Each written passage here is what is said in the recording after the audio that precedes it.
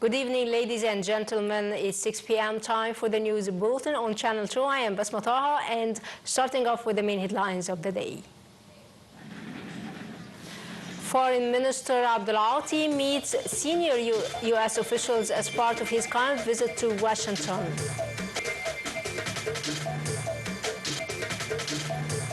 Senate elections kick off abroad today at midnight.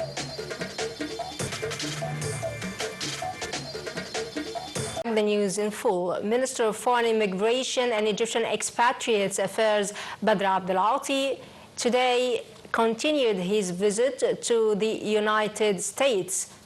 Meeting U.S. Secretary of State Marco Rubio, Egypt's top diplomat said he was looking forward to the continued coordination with the U.S. administration in all fields as helping to enhance peace, security, and stability in the region. The meeting tackled the latest regional developments in the Gaza Strip, Sudan, Libya, Lebanon, along with Egypt's water security. Abdul-Ati reasserted the necessity of striking a permanent ceasefire deal in Gaza to ensure the access of urgently needed humanitarian aid to its people. The foreign minister highlighted that Egypt will take whatever procedures needed in line with international laws to protect its water security, pressing for a legally binding agreement that governs the operation of the Ethiopian Renaissance Dam.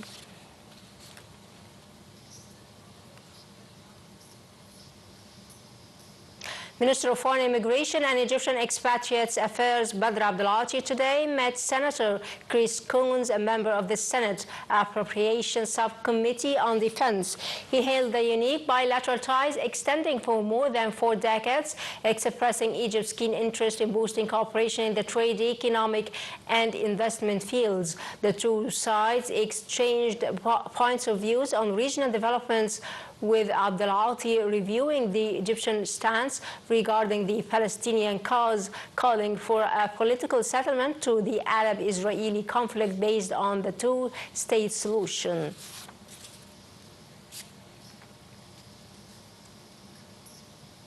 Minister of Foreign Immigration and Egyptian Expatriates Affairs Badr Abdul-Ati today attended a high-level meeting of America First Policy Institute. The meeting was entitled Partners in a Volatile Region, Prioritizing Egyptian and American Interests Amid Accelerating Crises. The meeting witnessed a detailed discussion on the mounting challenges in the Middle East and Africa, a means of boosting cooperation among strategic partners against various security, economic, and humanitarian crises. The meeting asserted the private nature of the strategic partnership binding Egypt and the United States, contributing to regional and international stability in such a critical time. Minister of Defense and Military Production General Abdelmegid Saër met Italian Minister of Defense and his accompanying delegation currently visiting Egypt.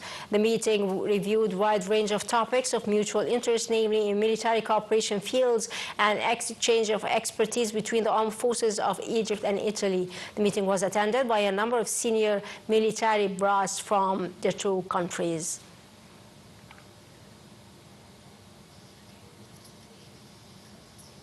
The two-day Senate election marathon abroad kicks off today at midnight. The first polling station opens in Wellington, New Zealand, followed by other polling stations in different embassies and consulates from 9 a.m. to 9 p.m. according to the local time of each country. Meanwhile, election campaigning was muted inside Egypt as of today afternoon ahead of casting votes worldwide. Chairman of the National Election Authority, Hazem Badawi, has announced ending all administrative and technical preparations for the legislative election race. He pointed out to preparing some 136 polling stations in 117 countries in coordination with the Ministry of Foreign Affairs and Migration.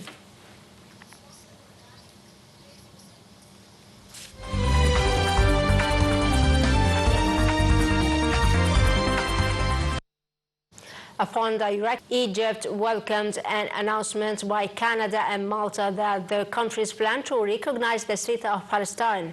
Foreign Ministry statement said that the accelerating international actions towards recognizing the state of Palestine are a historic step for which Egypt and Arab states have long called, allowing the Palestinian people to regain their legitimate rights. Egypt renewed its call on other countries to speed up steps to recognize the state of Palestine, seen as a contribution to reach a two-state solution.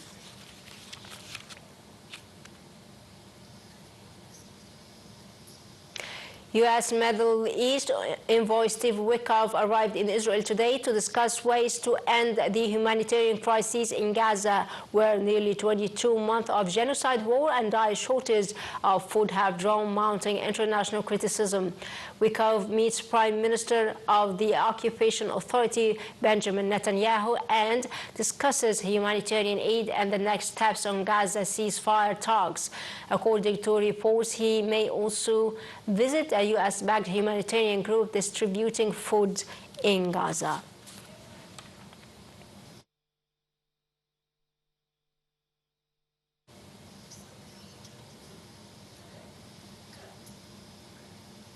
Germany's Foreign Minister John Waldefol said today that Israel was increasingly isolated diplomatically over the humanitarian crisis in Gaza and the push by some countries to recognize a Palestinian state. He said that the recent UN conference on a two-state solution showed that Israel is finding itself increasingly in the minority, and the German foreign minister noted that a negotiated two-state solution remains the only path that can offer people on both sides a life in peace, security, and dignity.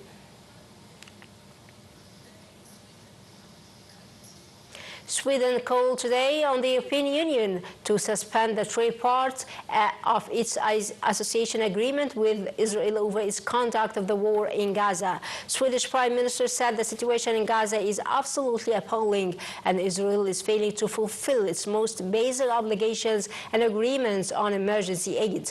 He also called on the government of the Israeli Occupation Authority to allow unhindered humanitarian aid into Gaza.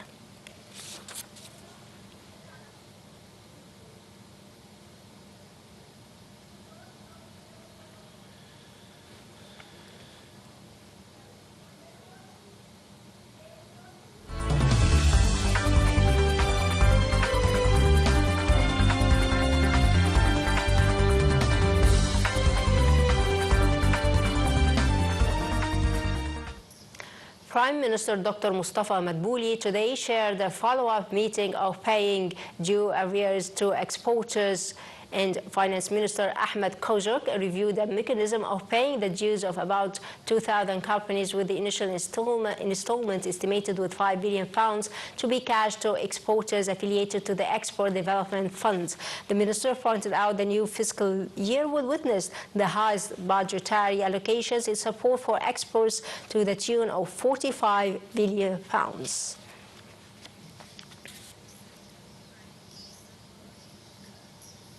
Prime Minister Dr. Mustafa Madbouli today met Minister of Investment and External Trade Hassan El-Khatib on efforts for developing the customs release system. The Prime Minister noted that the government continues efforts for removing all hurdles to the trade flow, coping with international standards in order to ease the movement of goods.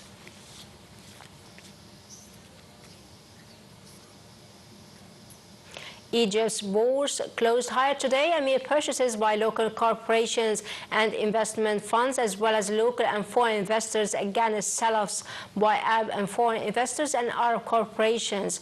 The market capital of listed companies added 22 billion Egyptian pounds, reaching 2.3 trillion pounds at the end of transactions that reached 33 billion pounds. The benchmark EGX 30 rose 1%, and equal weighted indices EGX 70 and EGX 100 climbed 1.3 and 1.33 respectively.